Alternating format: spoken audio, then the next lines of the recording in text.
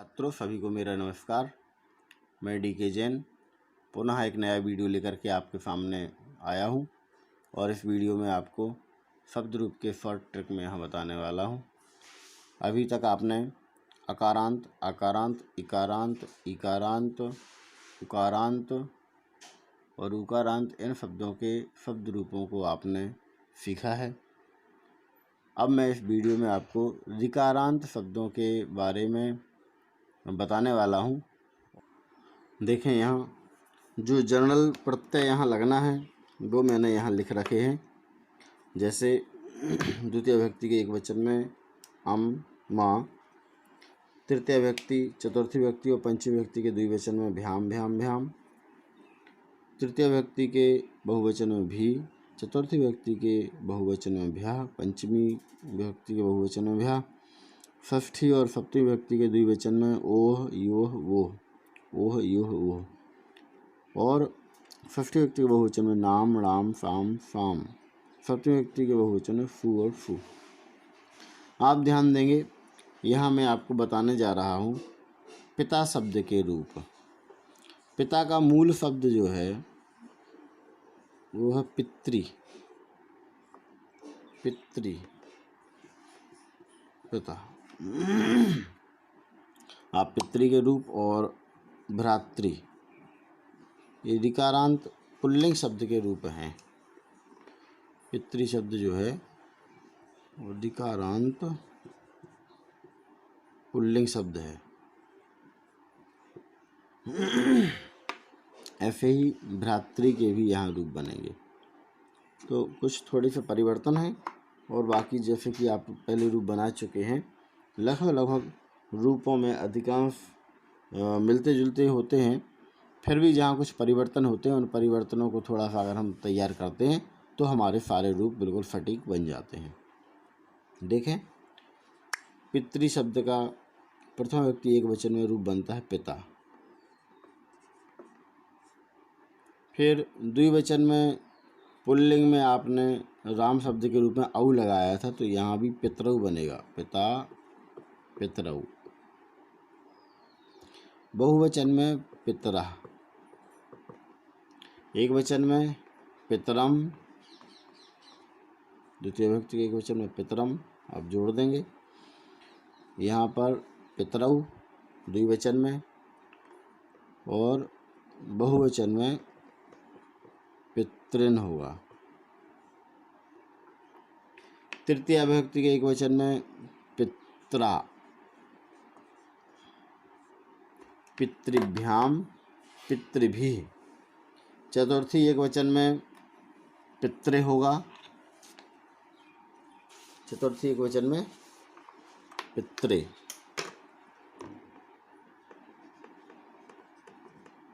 पितृ। फिर पितृभ्याम, पितृभ्यः। आपको पितृमूल शब्द उठाना है यहाँ से और पितृमूल शब्द उठा करके आपको ये प्रत्यय जोड़ना है। तो यहाँ पितृभ्याम और पितृभ्या होगा।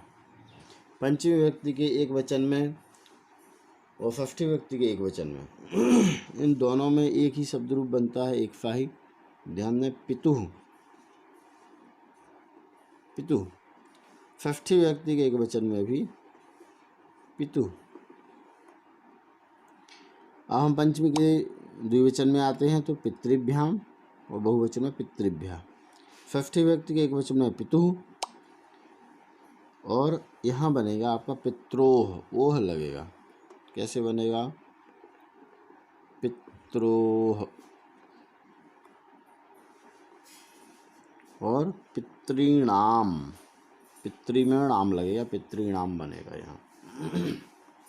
सप्तमी के एक वचन में पितरी, पितरी। यहाँ बनेगा पित्रोह, द्विवचन में पित्रोह और बहुवचन में पितृसु, पितृसु। ऐसे रूप बनेगा। संबोधन में हे पिता, संबोधन में रूप अगर हम बनाएंगे, आप नहीं देख पा रहे हैं शायद, ऊपर ले लेता हूँ थोड़ा सा।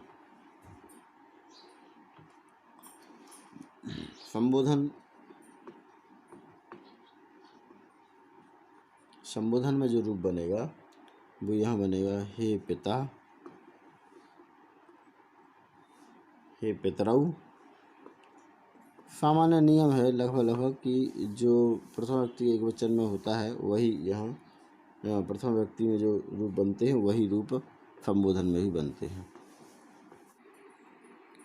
और बहुवचन में पितरः ये रूप बनेगा। ऋकारांत पुल्लिंग में पितृ शब्द के अर्थात पिता के रूप यहाँ आपने सीखे हैं। ऐसे ही आप भ्रातृ अर्थात भाई, इसके भी रूप आप बनाएं। इसके बाद मैं आपको इसी में ऋकारांत स्त्रीलिंग अर्थात मातृ शब्द के शब्द रूप यहाँ बताने वाला हूँ, उसको भी आप इसी में देख लें। चूँकि ऋकारांत है, अब यहाँ ऋकारांत स्त्रीलिंग का शब्द है मातृ अर्थात माता। सस्त्री अर्थात पुत्री। और दुहित्री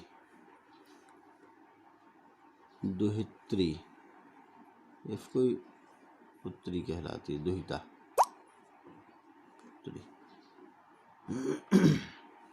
तो इन सब के रूप अब स्त्रीलिंग में कैसे बनेंगे इनको आपको देखना है। अभी आपने पुल्लिंग में देखे थे, अब स्त्रीलिंग में ज़्यादा कोई परिवर्तन नहीं है। थोड़े से परिवर्तन के साथ में आप स्त्रीलिंग के शब्द रूप भी तैयार कर सकते हैं। देखें, यहाँ आपने पिता बनाया था तो पिता के स्थान पे आपको माता बनाना है। यहाँ आप लिखेंगे माता। यहाँ पितरऊ बनाया था तो यहाँ बनाना है आपको मातरऊ।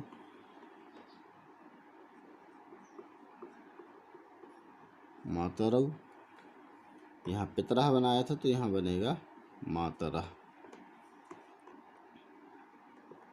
बहुवचन में। पितरम बनाया था तो यहाँ होगा मातरम। मातरऊ द्विवचन में। और यहाँ परिवर्तन होगा, वहाँ पर ने पितृ बनाया था, यहाँ मातृ बनाएंगे। इस परिवर्तन को आपको ध्यान में रखना है। यहाँ पित्रा बनाया था, यहाँ बनेगा मात्रा। मातृभ्याम मातृ शब्द को आप रखेंगे और मातृभ्याम मातृ भी बनेगा। इसको साफ कर देता हूँ, इसी के समान ही चलना है। चतुर्थी व्यक्ति ऋकारांत पुल्लिंग में पितृ शब्द के अर्थात पिता के चतुर्थी व्यक्ति के एक वचन में आपको मात्रे शब्द बनाना है। फिर मातृभ्याम मातृभ्या। पंचमी व्यक्ति के एक वचन में जैसे आपने पिता शब्द के पितृ शब्द के रूप बनाए थे तो आपने पितु बनाया था, ऐसे ही मातृ का मातु बनाना है। षष्ठी में एक सा ही चलता है रूप, इसलिए मातु बनाना है। दोनों एक ही रूप रहते हैं, एक से ही। फिर पंचमी में द्विवचन में मातृभ्याम, बहुवचन में मातृभ्या। षष्ठी के एक वचन में मातु। और यहाँ भी पित्रोह जैसा रूप बनाना है, मात्रोह। मातृणाम, यहाँ भी वही रूप बनेगा जैसे पिता का बना था, पितृणाम मातृणाम। और सप्तमी में पितरी बनाया था पिता के रूप में, माता के रूप में मातरी बनेगा। और यहाँ द्विवचन में भी मात्रोह वही शब्द रूप आएगा जो ऊपर है। फिर यहाँ भी मातृसु, पिता का बनाया था पितृसु, माता का रूप बनेगा यहाँ मातृसु। ऐसे रूप बनेंगे। वहाँ हमने संबोधन में पिता का हे पिता बनाया था, माता का हे माता, हे मातरऊ और हे मातरह, हे मातरह।